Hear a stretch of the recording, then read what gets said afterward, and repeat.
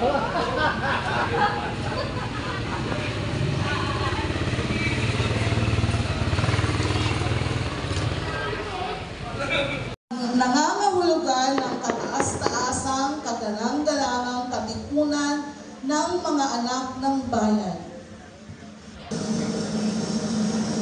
Ika-23 ng Agosto, 1896. Ito ang panseremonyang bandilang pandigma at ang huli at ang kasalukuyang watawat.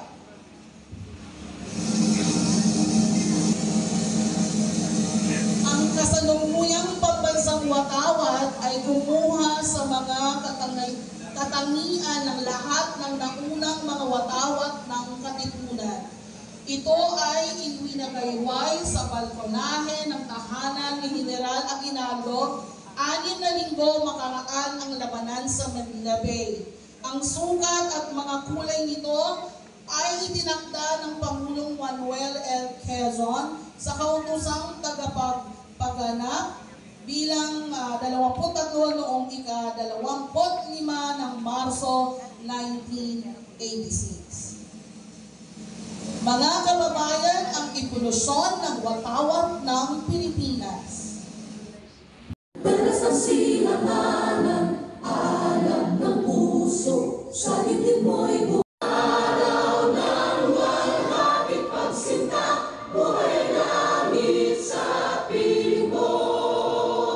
Aming ligaya na pag may mga api, ang mamatay ng dahil sa'yo.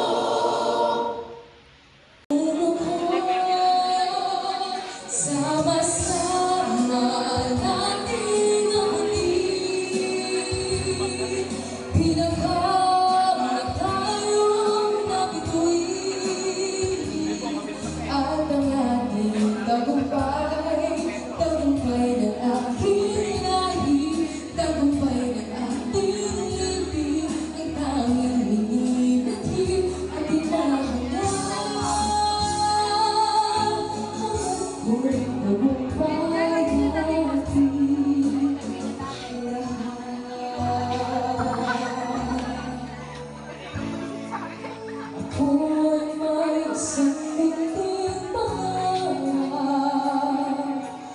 Namahal ko ang bukal ng 1st District, kagalang-galang dancer S. Fernandez.